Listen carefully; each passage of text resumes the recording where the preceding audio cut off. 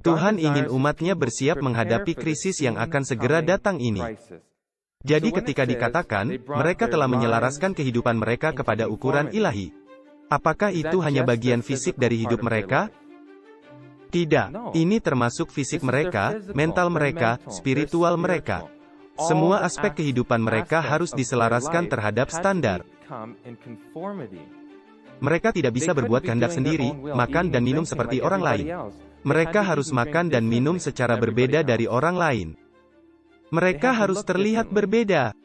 Pikiran mereka harus berpikir secara berbeda.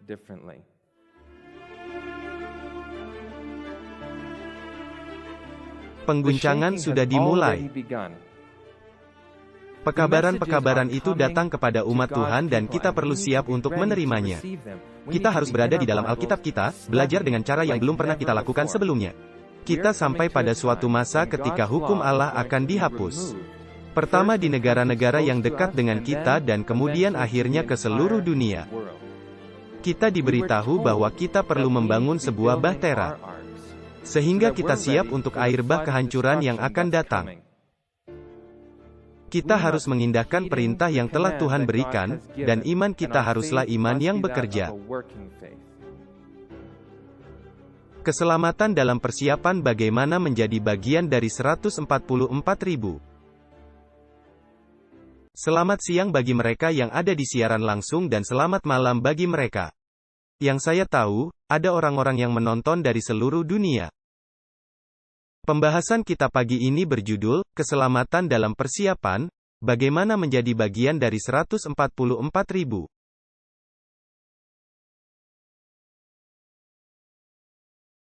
Mari kita memulainya dengan sebuah doa.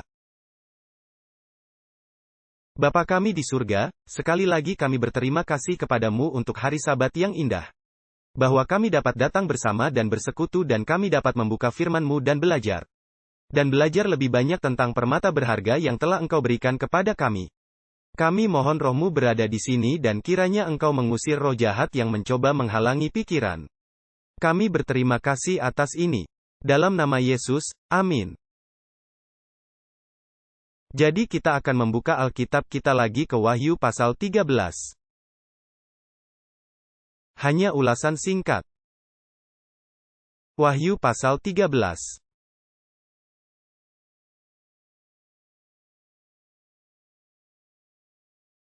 Dan kita akan melihat ayat-ayat terakhir.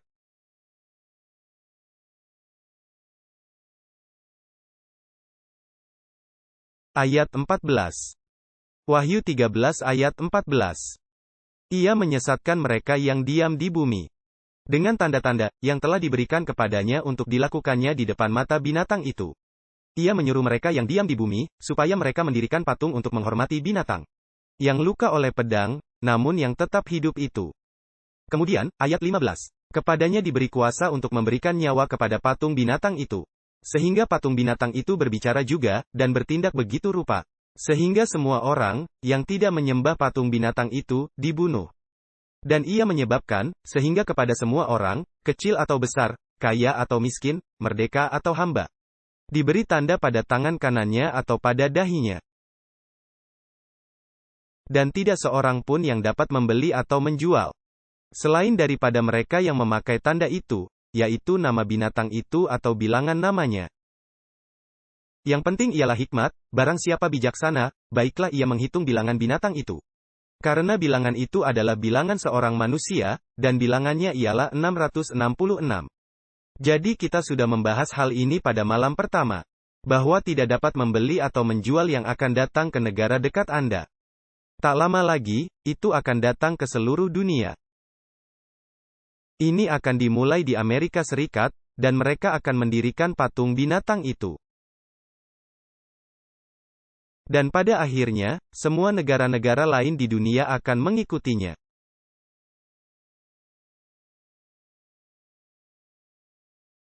Mari kita membuka dan membaca buku Great Controversy halaman 605. Hari Sabat akan merupakan ujian terbesar kesetiaan. Karena itulah pokok kebenaran yang terutama dipertentangkan. Bila mana ujian terakhir dilakukan ke atas manusia. maka garis pemisah akan ditarik antara mereka yang melayani Tuhan dan yang tidak melayaninya. Jadi ketika ujian ini datang, akan ada perpecahan di antara orang-orang. Mereka yang memilih melayani Tuhan atau memilih menerima tanda binatang itu. Sekarang, kita memiliki tipologi yang sangat bagus dari hari-hari terakhir ini. Dan Yesus berbicara tentang itu dalam Matius 24 ayat 37. Ia berkata, sebagaimana halnya pada zaman Nuh, demikian pula kelak pada kedatangan Anak Manusia. Jadi kita harus melihat seperti apa itu pada zaman Nuh. Karena demikianlah kelak halnya pada saat Yesus akan datang. Dari buku Eternity Past halaman 57-59.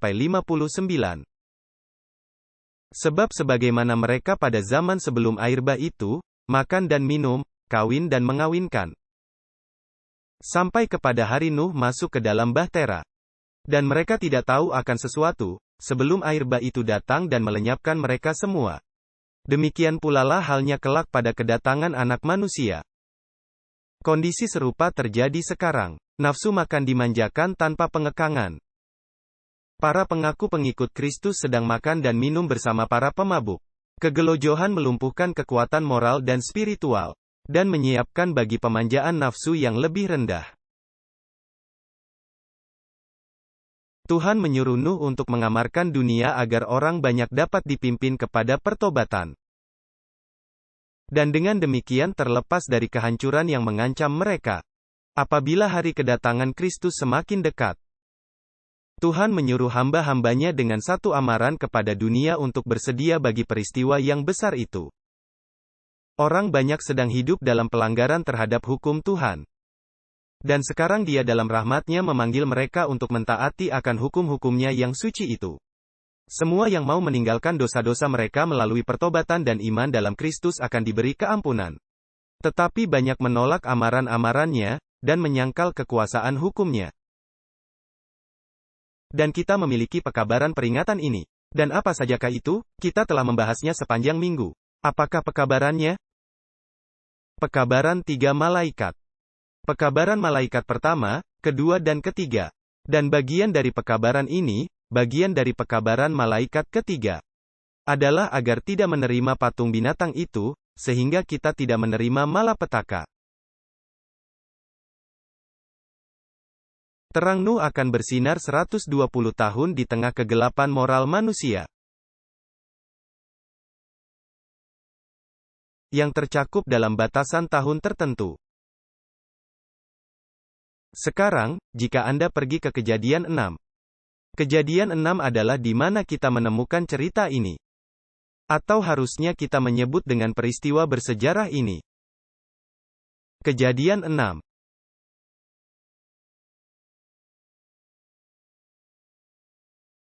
Dan jika Anda melihat di ayat 3, berfirmanlah Tuhan, rohku tidak akan selama-lamanya tinggal di dalam manusia. Karena manusia itu adalah daging, tetapi umurnya akan, apa? 120 tahun saja. Jadi di sini dikatakan bahwa ada 120 tahun masa percobaan yang akan mereka miliki. Dan berapa lama Nuh membangun bahtera? 120 tahun. Di bawah arahan Nuh, tukang kayunya membangun sebuah bahtera. Dan mereka terkesan hari demi hari dengan iman yang tak tergoyahkan. Dan integritas yang teguh dari utusan Tuhan ini. Setiap bunyi pukulan palu, setiap kemajuan yang dibuat, adalah peringatan bagi dunia tentang air bah yang menghanyutkan orang-orang tidak percaya dan fasik. Iman Nuh adalah iman yang bekerja. Itu adalah iman yang menyelamatkan. Yang menggerakkannya dengan rasa takut dan menuntunnya bertindak sesuai dengan firman Tuhan. Inilah kualitas iman yang akan menyelamatkan jiwa. Apakah itu milikmu? Jadi Nuh tidak hanya mengatakan, aku punya iman. Aku tahu akan ada hujan. Tetapi itu adalah iman yang bekerja. Karena iman kita ditunjukkan oleh menaati perintah-perintah Tuhan. Dan Tuhan memerintahkannya, bangunlah bagimu sebuah bahtera untuk menyelamatkanmu dan keluargamu. Dan semua makhluk yang akan masuk. Setiap pukulan palu yang Dia buat, seiring mereka membangun bersama bahtera itu. merupakan suatu pekabaran kepada para pendengar. Demikian halnya pula, ketika kita membangun bahtera antitipikal kita. Tempat kita di pedesaan, dalam persiapan untuk waktu yang akan datang. Setiap kemajuan yang kita buat dalam proses, orang-orang akan bertanya, mengapa kamu melakukan ini? Anda pasti benar-benar percaya bahwa sesuatu akan segera terjadi. Kita hidup di hari-hari terakhir dari sejarah bumi ini. Bencana-bencana mengerikan yang baru-baru ini melanda negara kita. Menunjukkan bahwa penghakiman Tuhan sedang jatuh ke atas dunia. Kehancuran kota-kota ini adalah peringatan bagi kita untuk bersiap menghadapi apa yang akan terjadi di bumi. Pada masa sebelum air bah, seperti dalam hal ini, ada berapa kelompok? Dua kelompok, orang-orang benar dan orang-orang fasik. Mereka yang menerima meterai Tuhan dan menaati perintah-perintahnya. Dan mereka yang menerima tanda binatang itu dan tidak taat. Henoh dan yang lainnya berjalan bersama Tuhan dalam kesalehan. Tetapi mayoritas besar dari penduduk bumi diserahkan kepada kesesatan dan kejahatan mereka bertambah-tambah di hadapan Tuhan. Dan saya pikir hari ini kita dapat melihat kejahatan itu meningkat lagi di sekitar kita. Tuhan memberikan petunjuk bahwa sebuah bahtera harus dibangun bagi mereka yang menginginkan apa? Diselamatkan dari kehancuran yang akan datang. Dia ingin berbicara dalam bahasa yang tegas terhadap kejahatan yang telah tumbuh dengan begitu menakutkan. Dia ingin memakaikan dirinya pembalasan dan melaksanakan penghakimannya terhadap para pelanggar hukumnya. Bukankah itu terdengar seperti saat ketika Tuhan akan mencurahkan kepenuhan malapetaka di bumi kepada orang-orang yang menyangkal hukumnya? Kita harus bersiap untuk saat itu. Sekarang, ketika Nuh membangun bahtera, apakah dia sedang mencoba menyelamatkan dirinya dari kehancuran rohani atau kehancuran fisik?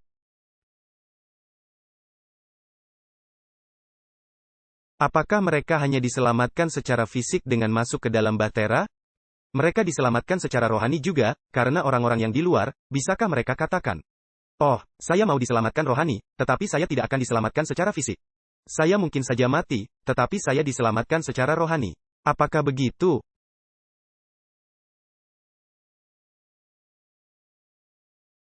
Dia menyuruh Nuh untuk membangun sebuah bahtera. Dan pada saat yang sama berkhotbah kepada penduduk dunia. Bahwa Tuhan akan membawa air bah ke atas bumi untuk menghancurkan siapa? Orang-orang fasik. Dan kita tahu bahwa kehancuran akan menimpa kota-kota. Kita diberitahu ini berulang-ulang. Sekiranya kita membaca Alkitab kita dan membaca Roh Nubuat, kita akan mengetahui perkara ini. Dan jika kita berpikir kita akan tetap tinggal di kota di jalan yang luas bersama-sama dengan orang lain, dan berpikir kehancuran itu tidak akan datang menimpa kita, maka kita salah. Itu merupakan ujian luar biasa yang ditanggung ke atas Nuh dan keluarganya. Mereka dikunci di dalam bahtera selama 7 hari, namun tetap tidak ada hujan yang datang. Cemooh dan ejekan dan kemenangan musuh-musuh mereka tampaknya lengkap. Tetapi begitu 7 hari itu berakhir, muncullah awan gelap dan tebal seperti yang belum pernah mereka lihat sebelumnya. Awan-awan itu meningkat dalam kegelapan dan hujan mulai turun dari sana. Tuhan menghendaki umatnya untuk bersiap menghadapi krisis yang akan segera datang. Dan apakah yang kita pelajari? Itulah krisis terakhir. Undang-undang hari Minggu. Siap atau tidak siap, mereka semua harus menghadapinya. Dan mereka yang telah menyelaraskan kehidupan mereka kepada standar ilahi akan berdiri teguh pada saat ujian dan pencobaan itu. Jadi ketika dikatakan, mereka menyelaraskan kehidupan mereka kepada standar, apakah itu hanya bagian fisik dari kehidupan mereka? Tidak.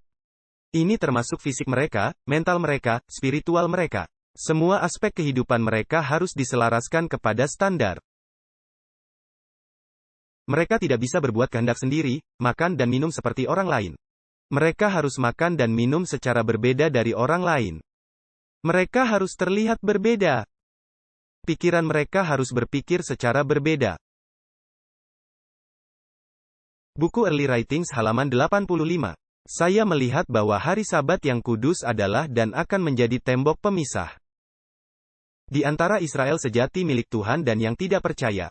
Hari Sabat merupakan persoalan besar untuk menyatukan hati orang-orang kudus Tuhan yang menantikan. Saya melihat Tuhan mempunyai anak-anak yang tidak mengerti dan memelihara hari Sabat. Mereka tidak menolak terang terhadap hari itu. Dan pada permulaan, sekarang dengarkan baik-baik. Dan pada permulaan masa kesukaran, kita akan dipenuhi dengan apa? Roh Kudus. Seiring kita maju dan memberitakan hari Sabat itu dengan lebih lengkap. Jadi ketika masa kesukaran dimulai, maka pencurahan Roh Kudus akan terjadi. Dan kemudian kita akan memberitakan pekabaran yang lengkap bahkan lebih kuat dari yang kita lakukan sekarang. Sekarang, masa kesukaran yang manakah ini? Sebab ini pertanyaan yang sangat penting. Karena seringkali, orang-orang mencampuradukan ini. Mereka pikir ada satu masa kesukaran. Mereka membaca Ellen White atau Alkitab dan berpikir, hukum hari Minggu segera datang dan itu semua satu peristiwa besar. Tetapi ada langkah-langkah bertahap yang terjadi. Jadi masa kesukaran manakah yang dia rujuk di sini? Penglihatan ini diberikan pada tahun 1847. Ketika pada waktu itu baru sedikit sekali orang-orang Advent yang memelihara hari Sabat. Dan dari mereka ini, hanya sedikit saja yang menyangka bahwa pemeliharaan hari Sabat itu sudah cukup penting untuk menarik garis pemisah di antara umat Tuhan dan orang-orang yang tidak percaya. Sekarang kegenapan hayal itu sudah mulai kelihatan. Permulaan masa kesukaran yang disebutkan di sini. Dia mengklarifikasinya. Tidak ada hubungannya dengan masa ketika laknat itu mulai dicurahkan. Tetapi pada suatu jangka waktu yang singkat sebelum laknat-laknat itu dicurahkan, sementara Kristus masih berada di dalam bait suci. Pada masa itu, sementara pekerjaan penyelamatan sudah hampir ditutup, kesukaran akan berlaku di atas bumi. Dan bangsa-bangsa akan marah, namun ditahan begitu rupa supaya pekerjaan malaikat ketiga tidak terhalang. Pada masa itu, apakah yang akan datang? Hujan akhir atau masa penyegaran dari hadirat Tuhan akan datang untuk memberi kuasa kepada seruan nyaring dari malaikat ketiga dan mempersiapkan orang-orang kudus untuk berdiri pada masa ketika 7 laknat yang terakhir itu akan dicurahkan. Sekarang, ini bukanlah berarti bahwa masa ini akan mudah. Ini bukan masa yang mudah, kalau tidak ini tidak akan menjadi sebuah ujian. Ini akan penuh dengan pergumulan. Sekarang, Ellen White mengatakan bahwa kemurtadan nasional ini akan berakhir dengan kehancuran nasional. Dan saya menyebutkan pada malam itu bahwa kehancuran nasional ini mengacu pada keruntuhan ekonomi. Beberapa orang berpikir bahwa kehancuran, atau Anda mungkin berpikir bahwa kata kehancuran mencakup lebih dari sekedar ekonomi. Tetapi kita harus ingat, saat kita mempelajari Alkitab dan Roh Nubuat, kita tidak dapat menambahkan apa yang kita anggap wajar atau masuk akal. Karena bukan itu yang tertulis. Apa yang tertulis, kata kehancuran di sini adalah kehancuran ekonomi. Ya, apakah akan ada banjir, kelaparan, penyakit sampar? Apakah akan ada semua hal ini? Betul sekali. Kita tidak menyangkal hal ini. Tetapi kita tidak dapat menambahkan kepada bagian tertentu kitab suci di mana tidak disebutkan hal seperti itu. Saya hanya ingin mengklarifikasi itu. Kita perlu membaca apa yang ada di sana. Dan bukan apa yang kita pikir mungkin ada di sana atau seharusnya ada di sana. Sekarang, kita melihat bagian ini lagi. Dan mungkin itu akan menjadi sedikit lebih jelas seiring kita berlanjut. Jadi pada tahun 1888, kita punya pekabaran keluar dari kota. Kita membahasnya pada hari pertama. Dan RUU Blair disahkan pada tahun 1888. Ada hukum hari Minggu di seluruh Amerika, orang-orang dimasukkan ke dalam penjara. Kita tidak menunggu hal ini datang untuk pertama kalinya, kita telah melihatnya datang. Dan itu hanya oleh belas kasihan Tuhan sehingga itu belum datang lagi.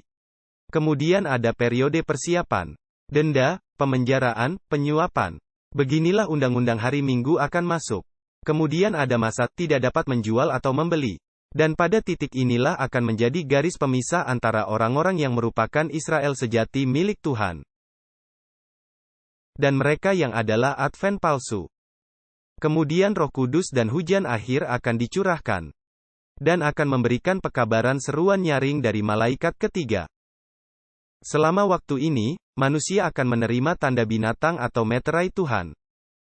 Orang-orang yang belum memahami Sabat sepenuhnya akan dapat memperoleh pekabaran dan membuat keputusan mereka. NSL adalah singkatan dari Undang-Undang Hari Minggu. COP adalah penutupan masa percobaan. Dan SC adalah kedatangan kedua. Sekedar menerangkannya sekali lagi. Jadi kita melihat bahwa hujan akhir ini, katanya, datang sebelum waktu di mana Mikhael berdiri. Mikhael berdiri pada penutupan masa percobaan.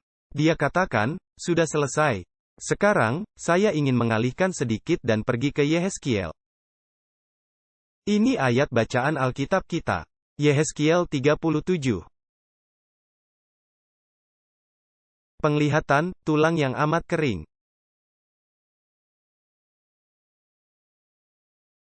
Yehezkiel 37 ayat 1. Lalu kekuasaan Tuhan meliputi aku dan ia membawa aku keluar dengan perantaraan rohnya. Dan menempatkan aku di tengah-tengah lembah, dan lembah ini penuh dengan tulang-tulang. Ia membawa aku melihat tulang-tulang itu berkeliling-keliling. Dan sungguh, amat banyak bertaburan di lembah itu, lihat, tulang-tulang itu amat kering. Lalu ia berfirman kepadaku, hai anak manusia, dapatkah tulang-tulang ini dihidupkan kembali? Aku menjawab, ya Tuhan Allah, Engkaulah yang mengetahui. Lalu firman-Nya kepadaku, bernubuatlah mengenai tulang-tulang ini. Dan katakanlah kepadanya, hai tulang-tulang yang kering, dengarlah firman Tuhan. Beginilah firman Tuhan Allah kepada tulang-tulang ini. Aku memberi nafas hidup di dalammu, supaya kamu hidup kembali. Aku akan memberi urat-urat padamu dan menumbuhkan daging padamu, aku akan menutupi kamu dengan kulit. Dan memberikan kamu nafas hidup, supaya kamu hidup kembali. Dan kamu akan mengetahui bahwa akulah Tuhan. Lalu aku bernubuat seperti diperintahkan kepadaku, dan segera sesudah aku bernubuat, kedengaranlah suara, sungguh, apa yang dikatakan di situ? Sebuah pengguncangan, dan tulang-tulang itu bertemu satu sama lain. Sedang aku mengamat-amatinya, lihat, urat-urat ada dan daging tumbuh padanya. Kemudian kulit menutupinya. Tetapi mereka belum bernafas. Maka firman-Nya kepadaku, bernubuatlah kepada nafas hidup itu. Bernubuatlah, hai anak manusia, dan katakanlah kepada nafas hidup itu, beginilah firman Tuhan Allah. Hai nafas hidup, datanglah dari keempat penjuru angin. Dan berhembuslah ke dalam orang-orang yang terbunuh ini, supaya mereka hidup kembali. Lalu aku bernubuat seperti diperintahkannya kepadaku. Dan nafas hidup itu masuk di dalam mereka, sehingga mereka hidup kembali. Mereka menjejakkan kakinya. Suatu tentara yang sangat besar. Jadi kita mempunyai kisah tentang lembah berisi tulang yang amat kering ini. Dan Yehezkiel diperintahkan untuk melakukan apa? Bernubuat. Jadi dia diperintahkan untuk memberitakan nubuat-nubuat itu kepada tulang-tulang ini. Dan itu menyebabkan sebuah pengguncangan.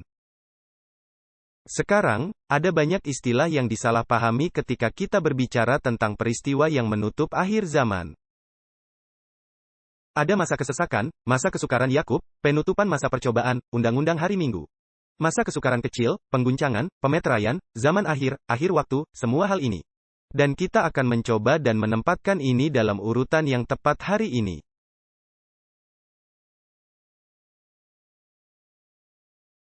Daniel memandang kepada suatu waktu masa kesesakan besar, seperti yang belum pernah terjadi.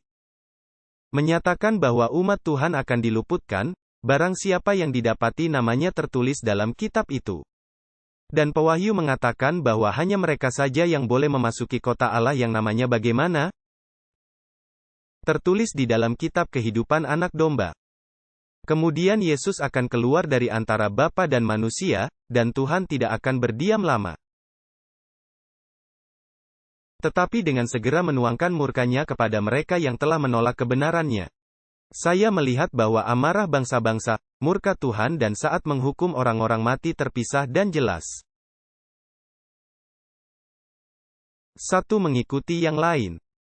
Juga Mikhael belum berdiri, sehingga masa kesukaran seperti yang belum pernah terjadi belum mulai. Sekarang bangsa-bangsa menjadi marah. Tetapi bila mana imam besar kita sudah merampungkan pekerjaannya di bait suci, maka ia akan berdiri, mengenakan jubah pembalasan, lalu kemudian 7 laknat terakhir dicurahkan.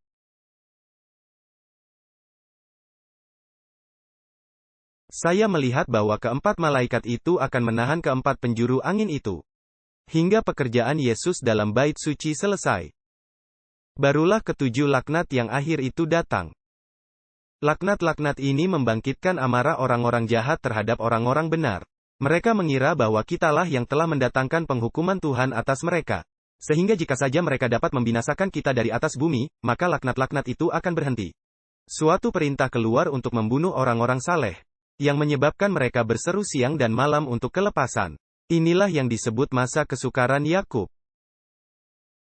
Maka semua orang saleh berseru dengan roh yang sangat menderita, dan akan dilepaskan oleh suara Tuhan.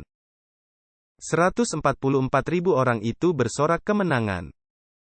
Wajah mereka diterangi dengan kemuliaan Tuhan. Pada waktu itu juga akan muncul Mikhael, pemimpin besar itu, yang akan mendampingi anak-anak bangsamu. Dan akan ada suatu waktu kesesakan yang besar, seperti yang belum pernah terjadi sejak ada bangsa-bangsa sampai pada waktu itu. Pada waktu itu bangsamu akan terluput, yakni barang siapa yang didapati namanya tertulis dalam kitab itu. Bila mana masa kesesakan ini tiba, setiap kasus sudah diputuskan. Jadi, apakah Anda melihat perbedaannya? Jadi kita memiliki suatu masa kesesakan. Tetapi masa percobaan masih terbuka bagi mereka yang belum sepenuhnya memahami pekabaran. Kemudian Mikhael berdiri. Dia mengatakan, sudah selesai. Masa percobaan ditutup. Dan kemudian malapetaka mulai dicurahkan. Pintu kasihan tidak lagi terbuka, dan tidak ada lagi belas kasihan bagi orang berdosa. Meterai Tuhan yang hidup ada pada umatnya. Cobaan dan ujian yang menakutkan sedang menunggu umat Tuhan. Semangat peperangan menggerakkan bangsa-bangsa dari satu ujung bumi ke ujungnya yang lain. Namun di tengah-tengah masa kesesakan yang akan datang itu, suatu masa kesesakan seperti belum pernah terjadi sejak adanya bangsa-bangsa umat pilihan Allah akan berdiri teguh tak bergeming. Setan dan bala tentaranya tak dapat membinasakan mereka, karena malaikat-malaikat yang kekuatannya lebih hebat akan melindungi mereka. Jadi pada masa ini, ketika undang-undang hari Minggu menjadi universal, dan Mikhael berdiri dan mengatakan sudah selesai, dan malapetaka mulai dicurahkan, kemudian mereka menetapkan perintah kematian atas umat Tuhan. Karena mereka berpikir jika mereka membinasakan mereka, maka malapetaka akan berhenti. Tetapi dikatakan di sini bahwa tidak ada dari umat Tuhan yang akan binasa. Mereka akan dilindungi. Yeremia 30 ayat 7. Hai, alangkah hebatnya hari itu, tidak ada taranya. Itulah waktu kesusahan bagi Yakub, tetapi ia akan bagaimana? Diselamatkan daripadanya. Jadi ini ada di dalam perjanjian lama. Daniel 12 ayat 1, pada waktu itu juga akan muncul Mikhael, pemimpin besar itu, yang akan mendampingi anak-anak bangsamu. Dan akan ada suatu waktu kesesakan yang besar, seperti yang belum pernah terjadi sejak ada bangsa-bangsa sampai pada waktu itu. Tetapi pada waktu itu bangsamu akan terluput, barang siapa yang didapati namanya tertulis dalam kitab itu. Jadi dikatakan, ada waktu kesesakan besar seperti belum pernah terjadi sebelumnya. Tetapi untuk siapakah waktu kesesakan itu? Orang-orang jahat. Oleh karena mereka menerima penghukuman Tuhan.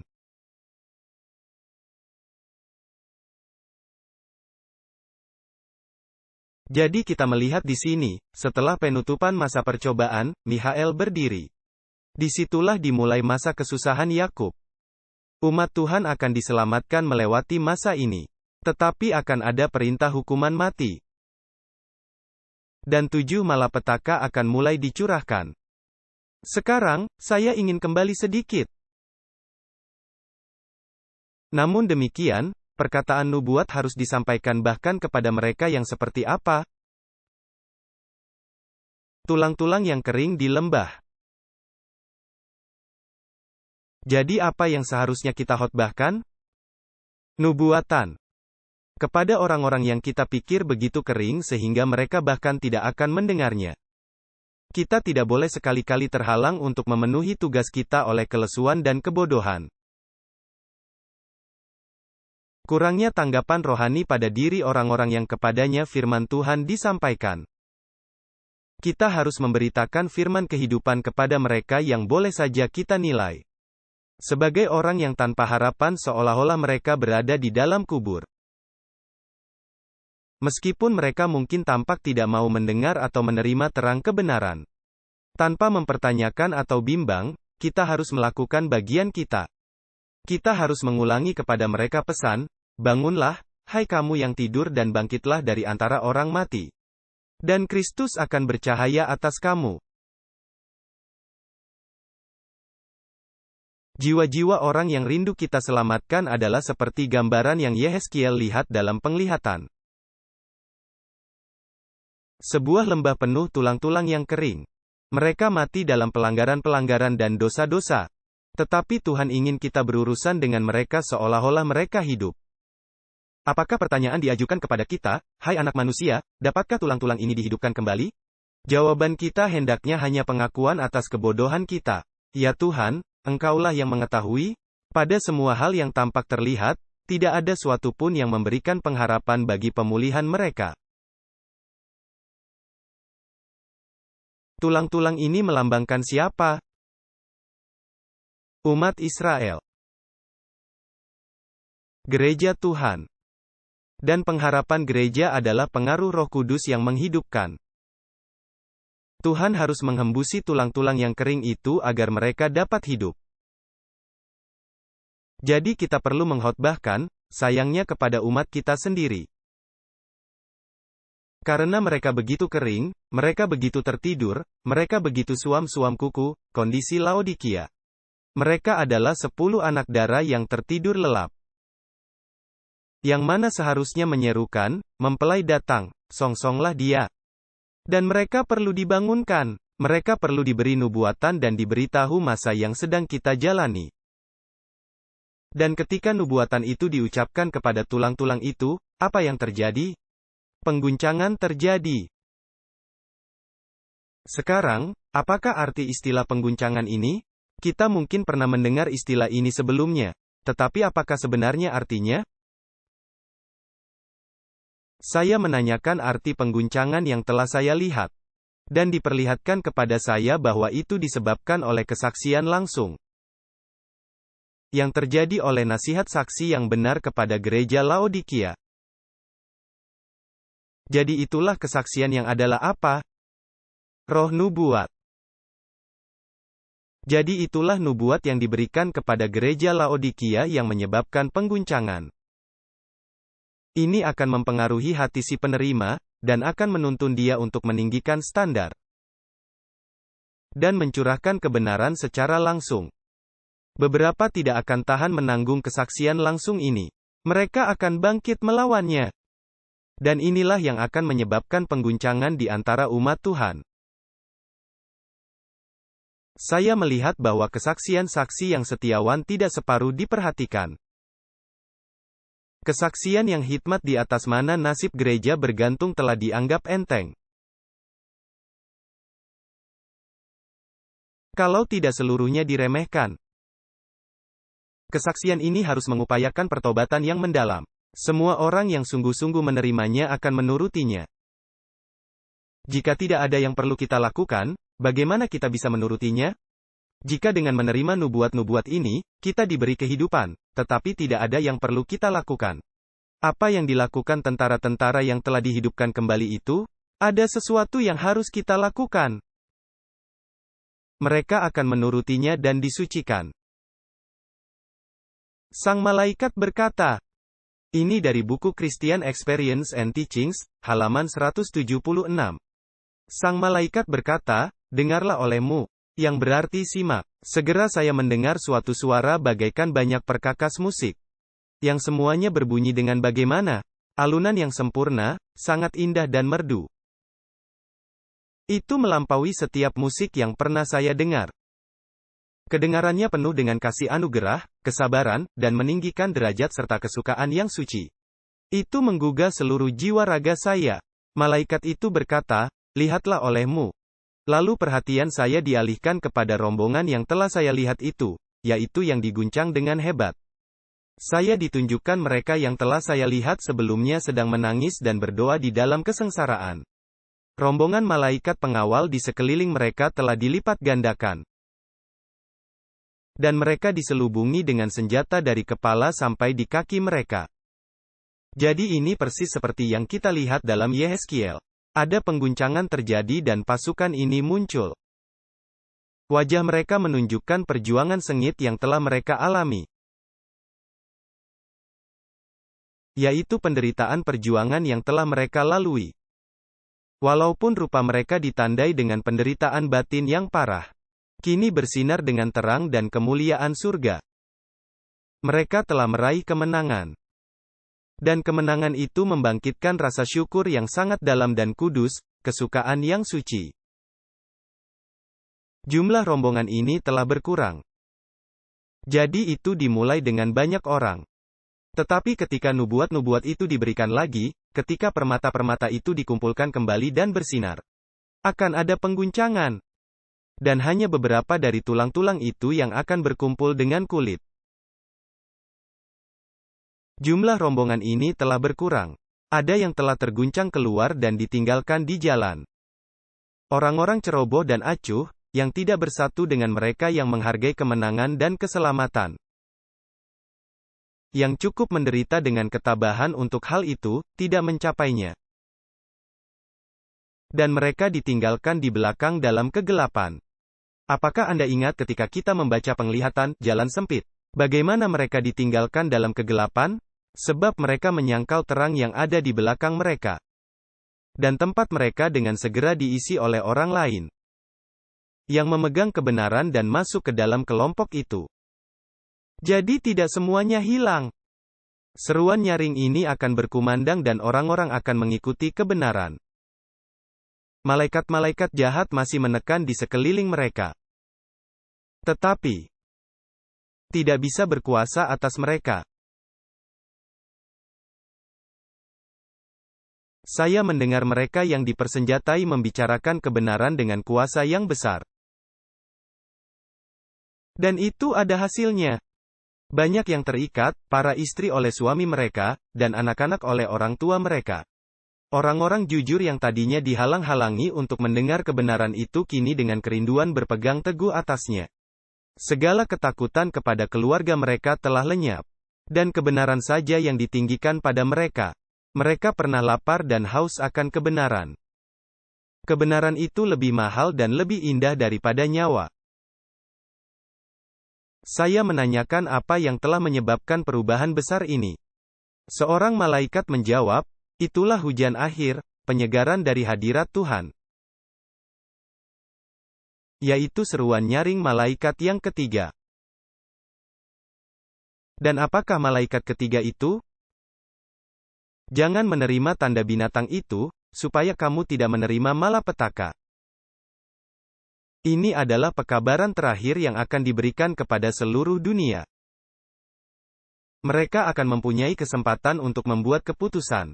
Apakah saya ingin mengikuti jalan dunia atau apakah saya ingin mengikuti jalan Tuhan? Dan ketika kita memilih jalan Tuhan, pada masa ini, bukan Tuhan, tetapi malaikat-malaikat setan akan di sekeliling kita, tetapi tidak akan memiliki kuasa atas kita. Jadi mari kita buka Wahyu 12 ayat 17. Cepat saja. Kita ingat. Apakah kita ingat mengapa setan marah kepada orang-orang ini? Wahyu 12 ayat 17, karena mereka menaati perintah-perintah Tuhan dan mereka memiliki kesaksian Yesus. Mereka tidak akan menyembah setan. Inilah mengapa dia marah. Mereka melakukan hal ganda. Mereka tidak menyembahnya. Dan mereka membuktikan bahwa setan bersalah sejak mulanya. Bahwa ada suatu umat dan bahwa adalah mungkin untuk menaati hukum Tuhan. Penipuan setan yang paling terakhir adalah membuat kesaksian roh Tuhan itu tidak berarti. Bila tidak ada wahyu, menjadi liarlah rakyat. Setan akan bekerja dengan banyak akal, dalam berbagai cara dan melalui kaki tangan yang berbeda-beda, untuk menggoyahkan keyakinan umat Tuhan yang sisa terhadap kesaksian yang benar.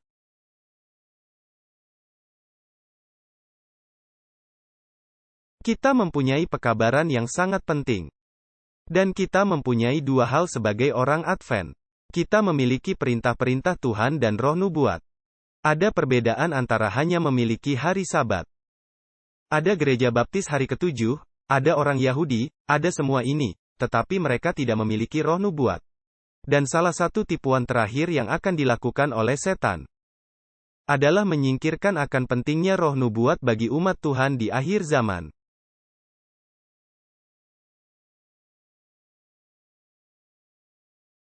Musuh telah mengerahkan segenap tenaga untuk menggoyahkan iman anggota-anggota kita terhadap kesaksian-kesaksian itu. Beginilah yang direncanakan setan. Dan mereka yang sudah menyediakan jalan bagi umat itu, supaya tidak mempedulikan amaran dan teguran dari kesaksian-kesaksian roh Tuhan itu, akan melihat bahwa segala bentuk kesalahan akan melanda kehidupan.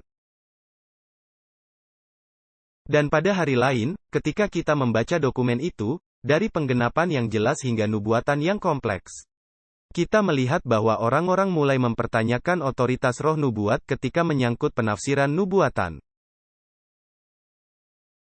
Dan ketika satu hal berjalan, hal lain berjalan.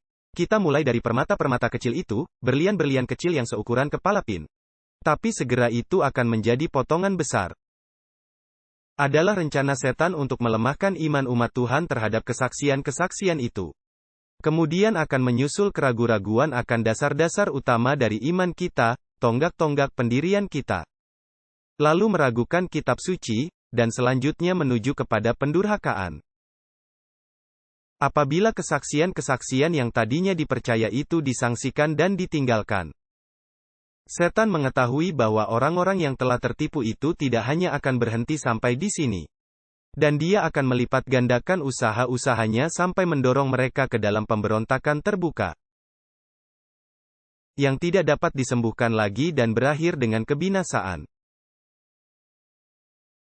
Jadi orang-orang itu, ketika pekabaran itu dinubuatkan kepada mereka, yaitu tulang-tulang itu, mereka terguncang, tetapi mereka tidak menerima pekabaran nubuatan yang diberikan kepada mereka. Dan mereka ditinggalkan di jalan, mereka menyangkal terang di belakang mereka. Mereka akhirnya akan memberontak secara terbuka, dan akan menjadi salah satu kekuatan terkuat melawan umat Tuhan pada akhirnya. Sekarang, kapankah pengguncangan ini akan terjadi? Kita berada dalam masa pengguncangan. Waktunya adalah sekarang. Waktu di mana segala sesuatu yang bisa diguncang akan terguncang. Tuhan tidak akan memaafkan orang-orang yang mengenal kebenaran, jika mereka tidak menurut perintah-perintahnya dalam perkataan maupun perbuatan. Segera setelah umat Tuhan bagaimana? Dimeteraikan di dahi mereka. Ini bukanlah meterai atau tanda yang dapat dilihat. Jadi itu bukan barcode, itu bukan sebuah chip. Melainkan penetapan dalam kebenaran, secara pikirani maupun rohani, sehingga mereka tidak bisa goyah. Mereka begitu kokoh di atas fondasi yang telah diletakkan, sehingga tidak masalah badai apa yang akan datang, karena badai akan datang. Sehingga mereka bahkan tidak dapat bergeser sedikit pun. Segera setelah umat Tuhan dimeteraikan dan disiapkan untuk pengguncangan, hal itu akan tiba. Sesungguhnya itu sudah dimulai. Penghakiman Tuhan sekarang sudah berlaku dalam negeri yang memberi kita amaran, supaya kita mengetahui apa yang akan terjadi. Buku Early Writings halaman 14. Kita telah membaca ini tempo hari. Berbicara tentang orang-orang Advent yang dalam sebuah perjalanan. Orang-orang yang berada di jalan sempit itu tidak menyangkal terang. Mereka menerima terang itu, mereka memahami terang itu, dan mereka terus menatap kepada Yesus. Dan kemudian Ellen berkata bahwa orang-orang ini Orang-orang saleh yang hidup yang banyaknya 144.000 itu, mengetahui dan mengerti akan suara itu. Jadi kita lihat bagan kita lagi. Dan kita menambahkan masa pengguncangan ini. Jadi pengguncangan ini sudah dimulai. Pekabaran-pekabaran ini telah datang kepada umat Tuhan dan kita harus siap menerimanya. Kita perlu berada dalam Alkitab kita, mempelajarinya seperti tidak pernah sebelumnya. Hukum keempat saja dari 10 hukum itu yang mengandung meterai dari pemberi hukum yang agung itu. Khalik langit dan bumi. Mereka yang mematuhi perintah ini mengambil bagi diri mereka namanya. Dan semua berkat di dalamnya adalah milik mereka. Kita telah melihat ini pada malam pertama. Dan aku melihat, sesungguhnya, anak domba berdiri di bukit Sion dan bersama-sama dengan dia. 144.000 orang dan di dahi mereka tertulis namanya dan nama bapanya. Jadi ini menunjukkan bahwa orang-orang ini memelihara Sabat dari perintah keempat. Karena disitulah nama Bapa diberikan kepada kita.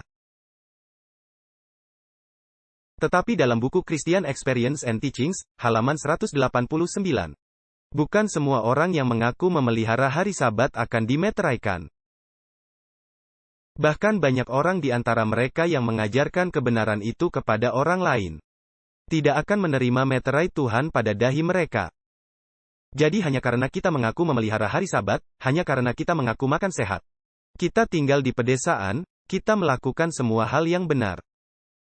Atau kita tidak melakukan semua hal yang salah, bila Anda ingin melihatnya begitu. Itu tidak berarti bahwa Anda akan menerima meterai Tuhan. Mereka memiliki terang kebenaran, mereka tahu kehendak Tuhan mereka. Mereka mengerti berapa banyak poin? Setiap poin dari iman kita. Tetapi mereka tidak bekerja dengan sesuai. Mereka yang begitu akrab dengan nubuatan dan harta karun hikmat ilahi, seharusnya mengerjakan iman mereka. Seperti yang Nuh lakukan. Mereka seharusnya mengatur rumah tangga mereka begitu rupa. Supaya melalui keluarga yang teratur baik, mereka dapat menyajikan kepada dunia pengaruh kebenaran atas hati manusia. Tidak satu pun di antara kita yang akan pernah menerima meterai Tuhan. Apabila didapati celah atau noda dalam tabiat kita, telah diserahkan kepada kita untuk menyembuhkan cacat celah dalam tabiat kita, untuk membersihkan Ka'bah jiwa daripada setiap kenajisan. Barulah hujan akhir dicurahkan pada kita, seperti hujan awal dicurahkan pada murid-murid di hari Pentakosta. Apakah ini berarti bahwa kita sekarang adalah Roh Kudus? Atau kita Tuhan dan dapat menyelamatkan diri sendiri? Karena jika saja kita bekerja cukup keras dan berusaha cukup keras, kita akhirnya akan menjadi tidak berdosa? Tidak. Satu-satunya cara ini terjadi adalah dengan kita menjadi hamba yang taat. Bersedia melakukan dan pergi kemanapun kita diperintahkan. Bersedia terbuka untuk menerima teguran yang Tuhan berikan kepada kita. Dan mengizinkan karakternya bersinar melalui kita. Masalahnya adalah, kita terlalu mudah puas dengan pencapaian kita. Kita merasa cukup dengan keberadaan kita. Kita senang dengan keadaan kita saat ini. Kita membandingkan diri di antara kita sendiri, dengan semua orang di sekitar kita. Dan itu membuat kita merasa lebih suci daripada orang lain. Kita menghakimi. Kita berpikir, oh, orang itu melakukan ini dan itu dan itu. Dan saya melakukannya dengan cukup baik. Saya makan dengan benar, saya berpakaian dengan benar, saya tidak menonton hal-hal buruk, saya di pedesaan. Tetapi apakah hati kita benar-benar berubah? Atau apakah kita seperti orang-orang di jalan yang lebar yang memiliki segalanya tertulis di sini? Dan kita hanya membodohi diri kita sendiri? Kita merasa kaya dan tidak kekurangan apa-apa. Dan tidak tahu bahwa kita, melarat, dan malang, miskin, buta dan telanjang. Sekaranglah waktunya untuk mengindahkan nasihat dari saksi yang benar. Aku menasihatkan engkau, supaya membeli daripadaku emas yang telah dimurnikan dalam api. Agar engkau menjadi kaya, dan juga pakaian putih, supaya engkau memakainya. Agar jangan kelihatan ketelanjanganmu yang memalukan. Dan lagi minyak untuk melumas matamu, supaya engkau dapat melihat. Emas yang dimurnikan dalam api ini adalah emas nyala api siksaan atas iman kita. Dan untuk melatih iman kita, itu haruslah menjadi suatu iman yang bekerja. Kita harus melakukan apa yang diminta untuk kita lakukan. Buku Christian Experience and Teachings, halaman 107. Pengguncangan hebat telah mulai dan akan berlangsung terus. Dan semua akan diguncang, yaitu yang tidak mau berdiri dengan berani dan tidak berserah demi kebenaran. Dan untuk berkorban bagi Tuhan dan pekerjaannya. Malaikat itu berkata, apakah engkau mengira bahwa ada yang akan dipaksa untuk berkorban? Tidak, sama sekali tidak ada. Itu haruslah merupakan persembahan sukarela. Itu akan mengorbankan segalanya untuk membeli ladang itu. Saya berseru kepada Tuhan untuk menyelamatkan umatnya, beberapa di antaranya lemah dan sekarat. Kemudian saya melihat bahwa penghukuman yang maha kuasa segera datang dengan cepat. Dan saya memohon kepada malaikat itu supaya berbicara dalam bahasanya kepada orang banyak. Ini adalah bagian yang sangat hikmat di sini. Ia berkata, segala guru dan halilintar Gunung Sinai tidak akan menggerakkan mereka yang tidak mau tergerak oleh kebenaran firman Tuhan yang nyata. Bahkan pekabaran malaikat pun tidak akan membangunkan mereka. Segala macam kilat langit bisa saja datang. Mukjizat bisa saja terjadi. Dan mereka akan tertidur seolah-olah tidak ada yang terjadi. Kita tahu peristiwa-peristiwa yang akan terjadi di dunia kita sebagai seorang Advent. Tetapi orang banyak akan tertidur, dan mereka akan terguncang dan menolak terang itu. Seolah-olah tidak ada yang terjadi di sekitar kita. Pengguncangan sedang terjadi. Dan kita harus menjadi seperti anak dara yang terisi dengan minyak sehingga kita dapat melihat.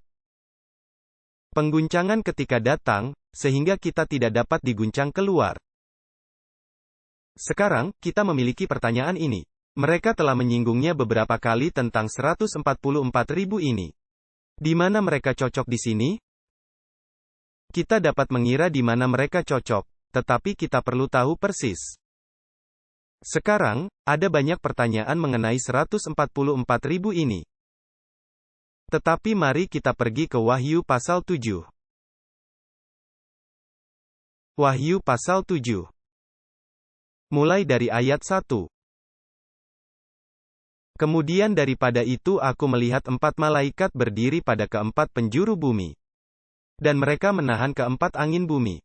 Dan bila seseorang menanyakannya, kita telah membaca tentang 4 angin yang sedang ditahan. Supaya jangan ada angin bertiup di darat, atau di laut atau di pohon-pohon. Dan aku melihat seorang malaikat lain muncul dari tempat matahari terbit. Ia membawa meterai Tuhan yang hidup. Dan ia berseru dengan suara nyaring kepada keempat malaikat yang ditugaskan untuk merusakkan bumi dan laut. Katanya, janganlah merusakkan bumi atau laut atau pohon-pohon. Sampai kapan? Sebelum kami memeteraikan hamba-hamba Allah kami pada dahi mereka. Dan aku mendengar jumlah mereka yang dimeteraikan itu. 144.000 yang telah dimeteraikan dari semua suku keturunan Israel. Jadi ada 4 angin bumi yang sedang ditahan oleh 4 malaikat. Sekarang, malaikat siapa yang menahan angin ini? Malaikat-malaikat Tuhan yang sedang menahan angin-angin ini. Dan apakah yang mereka tunggu? Pemeteraian. Sekarang, banyak orang mengatakan kita seharusnya tidak berbicara tentang 144.000. Ini topik terlarang. Buku Selected Messages, Jilid 1, halaman 174. Bukanlah kehendaknya bahwa mereka terlibat pertentangan soal pertanyaan yang tidak akan menolong mereka secara rohani. Misalnya, siapakah yang akan mengisi kelompok 144.000? Di situ mereka berhenti, dan mereka berkata, lihat, kita bahkan tidak perlu khawatir tentang 144.000. Mereka mengambilnya di luar konteks. Tetapi jika Anda menyelesaikan paragrafnya, dikatakan, ini adalah mereka yang akan dipilih Tuhan dalam waktu yang singkat diketahui tanpa bertanya-tanya. Jadi kita akan tahu terdiri dari siapakah dari orang-orang ini. Tapi kita tidak seharusnya berbicara satu sama lain. Oh, Anda tahu begini begitu. Saya tidak berpikir bahwa mereka siap untuk menjadi bagian dari 144.000. Saya cukup baik. Saya sudah begitu dekat. Maksud saya, mungkin saya sudah ada di sana. Review dan Herald, Maret tahun 1905, dan ini adalah poin utama. Marilah kita berjuang dengan segenap kuasa yang dikaruniakan Tuhan pada kita, supaya berada di antara 144.000 itu. Jadi bagaimana kita berjuang untuk menjadi bagian dari kelompok ini? Yaitu dengan segenap energi kita. Kita seharusnya berjuang untuk berada di antara mereka. Apa yang dikatakan mengenai apa yang dilakukan orang-orang ini? Dan menurut pendapat saya, mereka dibahas 2 kali dalam kitab Wahyu. Jadi ini topik yang cukup penting. Wahyu 7 ayat 1-4. Kita baru saja membaca ini. 4 malaikat berdiri pada keempat penjuru bumi, mereka menahan keempat angin bumi. Jadi ada 4 angin. Kemudian kita melihat malaikat yang membawa meterai datang dari timur. Yang mana berbeda dari mana pekabaran 3 malaikat berasal. Itu datang dari tengah-tengah langit. Yang ini datang dari timur. Dan keempat angin ini tidak bertiup sampai pemeteraian terjadi. Dan ada 144.000 yang dimeteraikan. Apakah keempat angin ini? Angin adalah lambang perselisihan, pertentangan. Keempat angin dari langit mengguncangkan laut besar. Melambangkan pemandangan mengerikan peperangan penaklukan dan revolusi. Dengan mana kerajaan-kerajaan memperoleh kekuasaan. Buku Great Kontroversi halaman 439. Sekarang mari kita lihat sesuatu yang bahkan lebih terang-terangan. Ini dari buku Testimonies, jilid 5, halaman 152. Waktunya akan tiba ketika kami tidak dapat menjual dengan harga berapapun.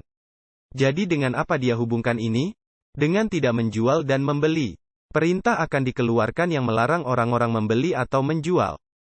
Kecuali yang mempunyai tanda binatang itu. Kita nyaris melihat hal ini menjadi kenyataan di California beberapa waktu yang lalu. Tetapi ini adalah apa? Akan tetapi ini hanyalah sebagai ancaman akan bertiupnya angin di 4 penjuru. Jadi dia menghubungkan keempat angin dengan pemaksaan hari Minggu. Namun keempat mata angin itu masih ditahan oleh keempat malaikat itu. Kita belum siap. Masih ada pekerjaan yang harus dilakukan. Kemudian malaikat-malaikat itu akan diperintahkan untuk membiarkannya. Sehingga keempat angin itu bisa berhembus ke muka bumi. Itu akan menjadi waktu yang menentukan bagi anak-anak Tuhan. Suatu waktu kesesakan, seperti yang belum pernah terjadi sejak ada bangsa-bangsa. Sekarang adalah kesempatan kita untuk bekerja. Jadi kapan angin-angin itu dilepaskan? Setelah pemeteraian terjadi. Dan ketika pemeteraian selesai, maka masa percobaan ditutup dan Mihael berdiri. Dia katakan, sudah selesai. Kemudian apa yang akan datang ke bumi? Malapetaka mulai ditumpahkan. Dan pada saat yang sama, mengapa Mihael berdiri? Karena seluruh dunia sekarang telah bertekuk lutut kepada kepausan. Undang-undang Hari Minggu Universal telah berlaku. Dan kita akan melihat ini.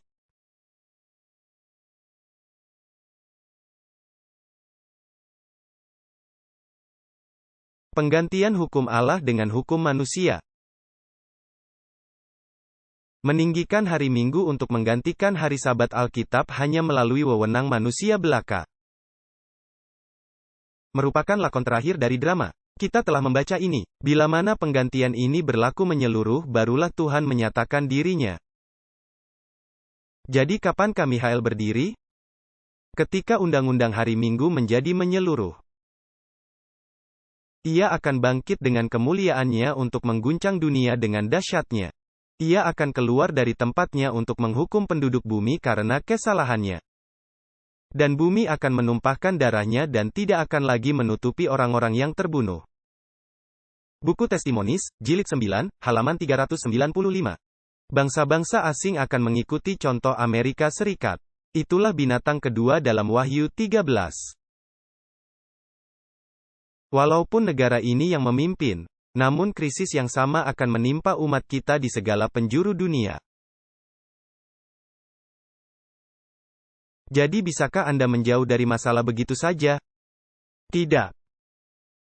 Ini akan menjadi kemurtadan di seluruh dunia. Tatanan dunia baru. Jika ada di antara Anda yang telah menonton Total Onslaught, atau mengetahui sesuatu mengenai beberapa perkumpulan rahasia, ada seorang bernama Albert Pike. Dan dia menulis buku berjudul, Morals and Dogma. Ini sudah cukup lama. Dia adalah salah satu, bisa dikatakan, bapak pendiri Freemasonry. Dia seorang Freemason tingkat 33. Dia menyembah setan secara terbuka. Dan dia memprediksi, sekarang, ini sangat menarik. Sebab mereka menyiapkan semua hal yang terjadi di dunia. Dia meramalkan 3 perang dunia. 2 perang pertama terjadi persis seperti yang dia prediksi, sebab mereka menyusunnya seperti itu. Lalu dia katakan, ada perang dunia ketiga yang akan datang. Dan tujuan dari perang dunia ketiga itu adalah untuk melakukan 2 hal. Dan ini menyambung kembali ke pelajaran kita malam itu. Perang dunia ketiga, ditujukan untuk membersihkan dunia dari umat Islam. Karena mereka menghentikan penyembahan kepada kepausan, sebab mereka menyerangnya. Dan dia mengatakan bahwa itu juga akan membersihkan dunia dari semua orang Kristen sejati. Sehingga mereka dapat membawa penyembahan baru, dan setan dapat sepenuhnya disembah secara universal. Mereka punya rencana. Tatanan dunia baru bukan hanya tentang uang. Ini bukan hanya tentang kontrol. Rencana lengkap tatanan dunia baru adalah tentang penyembahan setan. Dan inilah yang tidak dipahami dunia. Ada orang berbicara tentang hal-hal yang terjadi di dunia, tetapi mereka tidak sepenuhnya memahami tujuan lengkapnya. Mereka bahkan bingung dengan itu. Seperti, apakah orang-orang ini benar-benar gila dengan kontrol? Mereka sudah punya begitu banyak kontrol saat ini. Tidak, bukan soal itu. Tujuan utama mereka itu adalah untuk membuat dunia menyembah iblis. Tujuan utama kita adalah untuk membuat dunia menyembah Tuhan. Agar supaya dimurnikan dan tetap dalam keadaan murni. Umat Advent hari ke-7 harus memiliki Roh Kudus di dalam hati dan di rumah mereka. Tuhan telah memberi saya terang, bahwa bila mana Israel masa kini merendahkan diri di hadapannya, dan membersihkan Ka'bah jiwa dari segala kecemaran, Ia akan mendengar doa-doa mereka atas orang sakit, dan memberkati penggunaan semua obat-obatan farmasi. Ia akan mendengar doa-doa mereka atas orang sakit dan memberkati mukjizat yang dahsyat.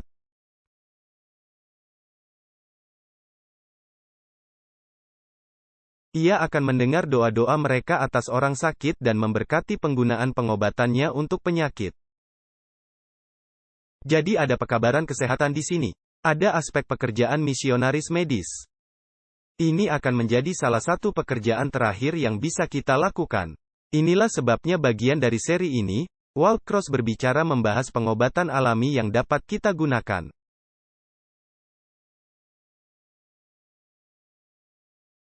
Juga dalam Wahyu 7, dikatakan bahwa 144.000 orang ini dimeteraikan dari siapa?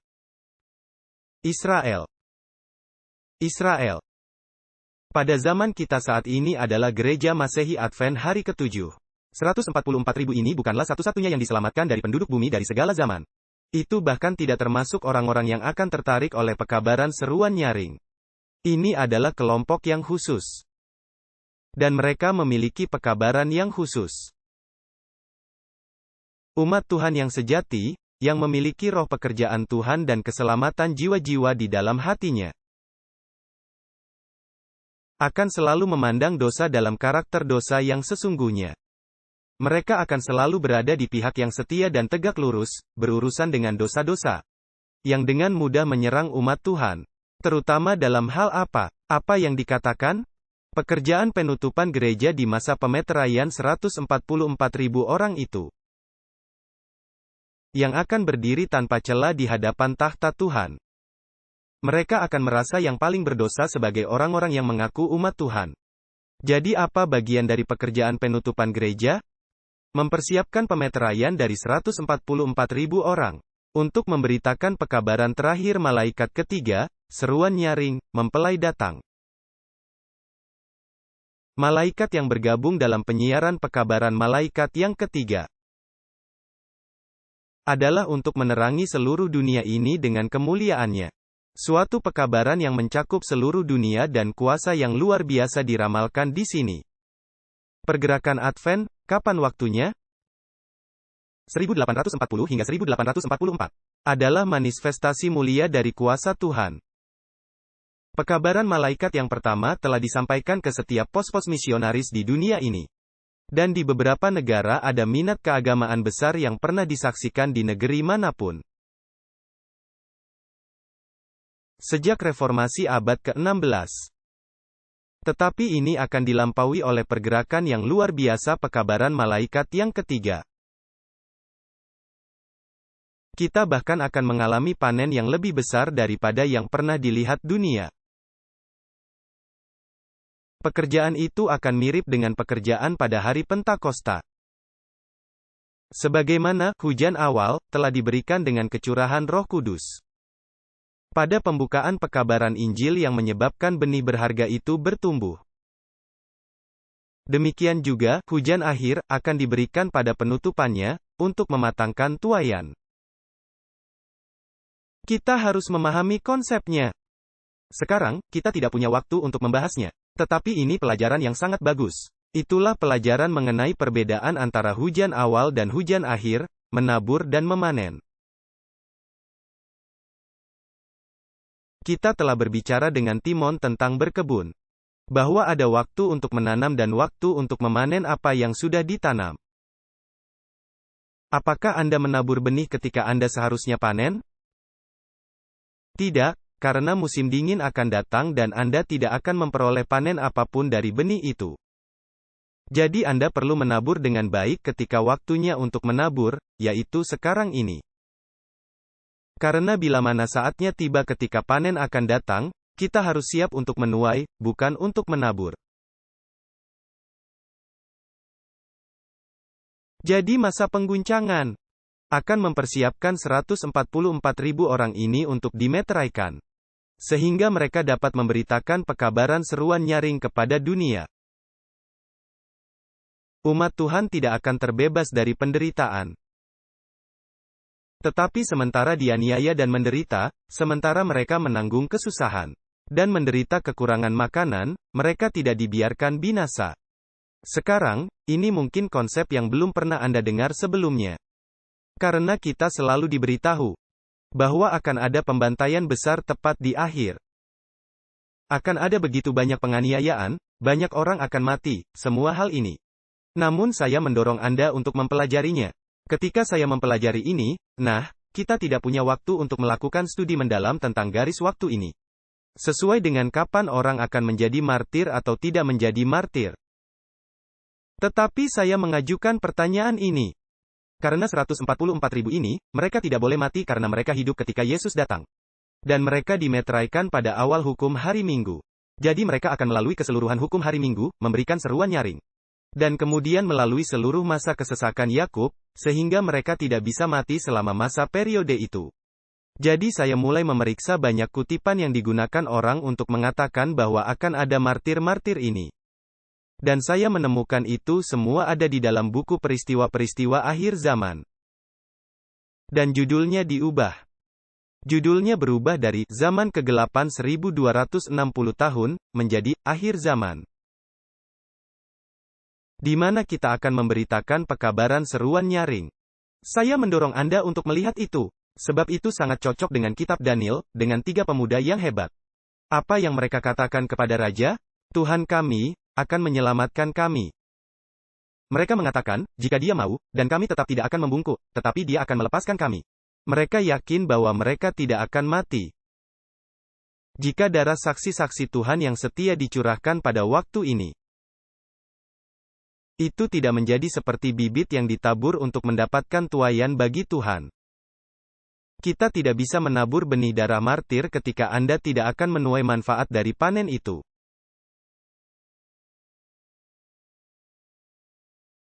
Umat Tuhan akan dipenuhi oleh perasaan yang mendalam akan segala kekurangan mereka.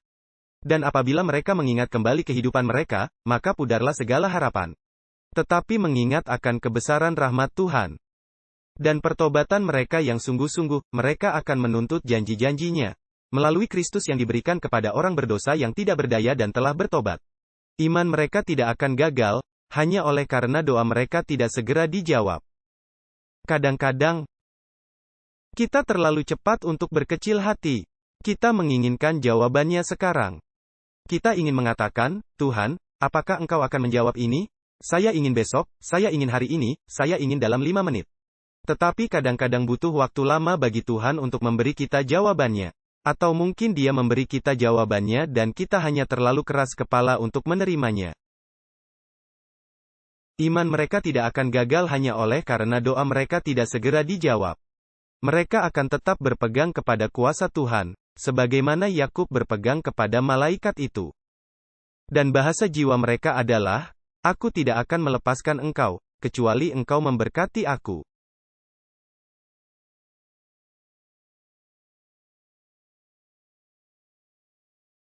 Pengalaman Yakub selama pergumulan dan penderitaannya itu menggambarkan ujian yang akan dialami oleh umat Tuhan, sebelum kedatangan Kristus yang kedua kalinya.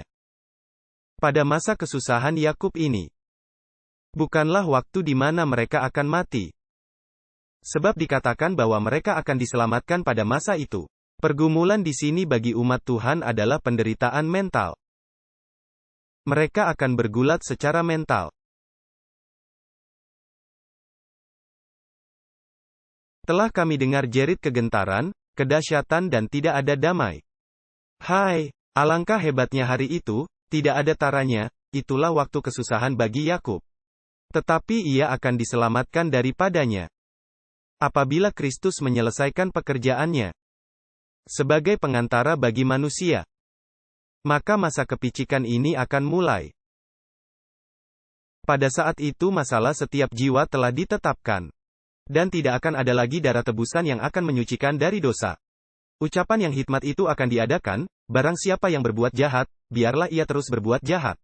Barang siapa yang cemar, biarlah ia terus cemar. Dan barang siapa yang benar, biarlah ia terus berbuat kebenaran. Barang siapa yang kudus, biarlah ia terus menguduskan dirinya. Sebagaimana Yakub diancam mati oleh saudaranya yang marah itu. Demikian pula umat Tuhan akan berada dalam bahaya dari orang-orang jahat. Orang-orang benar akan berseru kepada Tuhan siang dan malam untuk meminta kelepasan. Setan telah menuduh Yakub di hadapan malaikat-malaikat Tuhan, sambil menuntut hak-hak untuk membinasakannya oleh sebab dosanya. Setan berusaha untuk memaksakan ke atas dirinya rasa bersalah, agar membuat dia putus asa dan melepaskan pegangannya dari Tuhan. Bila mana Yakub membuat permohonan dengan disertai air mata, pesuruh sorga itu dengan maksud menguji imannya, juga telah mengingatkan kepadanya akan dosanya, dan berusaha melepaskan diri dari pegangan Yakub. Tetapi Yakub telah mempelajari bahwa Tuhan itu penuh rahmat. Apabila ia menelaah kembali akan hidupnya, hampir-hampir ia putus asa. Tetapi ia memegang erat-erat akan malaikat itu, dan dengan tangisan yang sedih serta sungguh-sungguh, ia telah menghadapkan permintaannya sampai ia menang.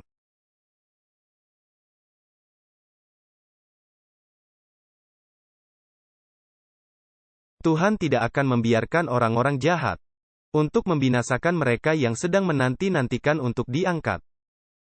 Dan yang tidak mau tunduk kepada perintah binatang itu atau menerima tandanya. Bagaimana Anda bisa memberikan pekabaran seruan nyaring jika Anda sudah mati? Tuhan membutuhkan orang-orang yang bersedia mati, tetapi masih hidup untuk menyampaikan pekabaran. Kita rela menyerahkan hidup, ketenaran, pujian, segalanya untuk pekabaran.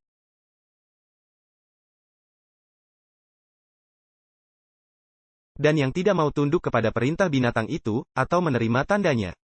Saya melihat jikalau orang-orang jahat dibiarkan membunuh orang-orang kudus, maka setan dan semua malaikatnya yang jahat, dan semua yang membenci Tuhan, akan bersuka-suka. Dan aduh, betapa suatu kemenangan gemilang bagi kemuliaan setan. untuk memperoleh kuasa dalam perjuangan terakhir yang penghabisan. Atas mereka yang sudah sekian lama menunggu untuk melihat Dia yang mereka cintai. Mereka yang mengolok-olok gagasan bahwa umat Tuhan akan naik ke atas akan menyaksikan pemeliharaan Tuhan bagi umatnya dan memandang kelepasan mereka yang penuh kemuliaan. Yesaya 8 ayat 9, Ketahuilah, hai bangsa-bangsa, dan engkau akan hancur berkeping-keping. Perhatikanlah, ya segala pelosok bumi, berikat pingganglah, dan engkau akan hancur berkeping-keping. Berikat pingganglah dan engkau akan hancur berkeping-keping. Kita harus mengizinkan diri kita untuk hancur. Aku harus menyimpan kesaksian ini dan memeteraikan pengajaran ini di antara murid-muridku. Dan aku hendak menanti-nantikan Tuhan yang menyembunyikan wajahnya terhadap keturunan Yakub.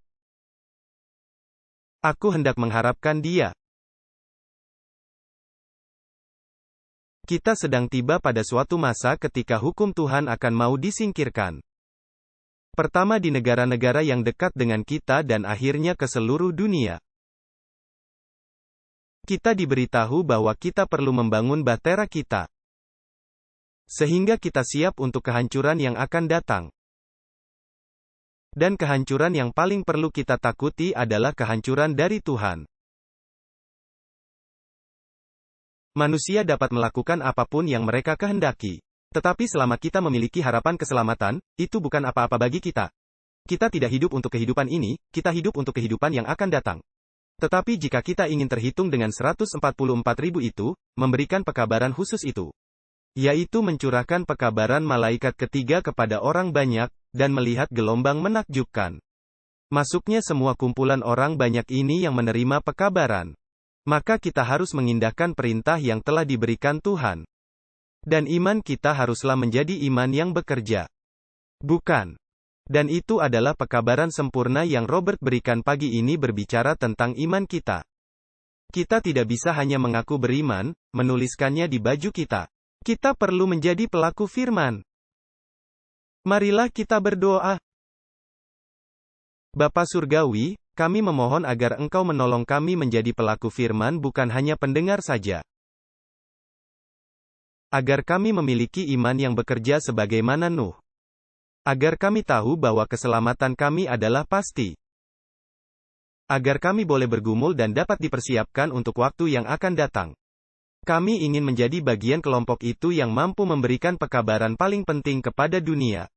Seruan nyaring terakhir itu. Kami ingin menjadi orang-orang yang menyaksikan hebatnya pencurahan roh yang bahkan lebih besar dari hari Pentakosta, lebih besar dari masa reformasi. Kami bersyukur bahwa kami hidup di masa ini. Terkadang kami takut, tetapi beri kami kekuatan karena Engkau adalah pemilik dan penyempurna iman kami dan Engkau mengetahui akhir dari mulanya. Kami bersyukur dan memohon agar Engkau membimbing kami dalam semua pelajaran kami, seiring kami mencoba untuk lebih dekat denganmu. Dan mengizinkan kami untuk diguncang dan disatukan sehingga kami akan terbangunkan. Dan kami tidak akan menjadi orang-orang kudus yang tertidur. Dan bahwa kami akan dibangunkan dengan tanpa minyak. Tetapi berikan kami minyak-Mu sekarang, agar kami siap pada waktu di mana kami perlu menggunakannya. Kami bersyukur, dalam nama Yesus, amin.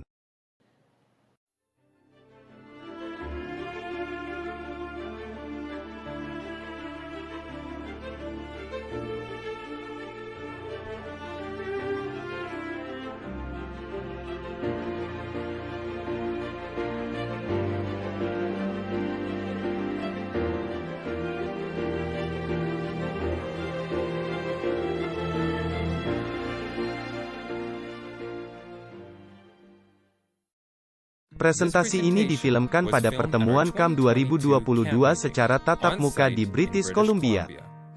Jika Anda ingin bergabung untuk pertemuan CAM berikutnya, kunjungi halaman acara kami untuk detailnya. events.amazingdiscoveries.org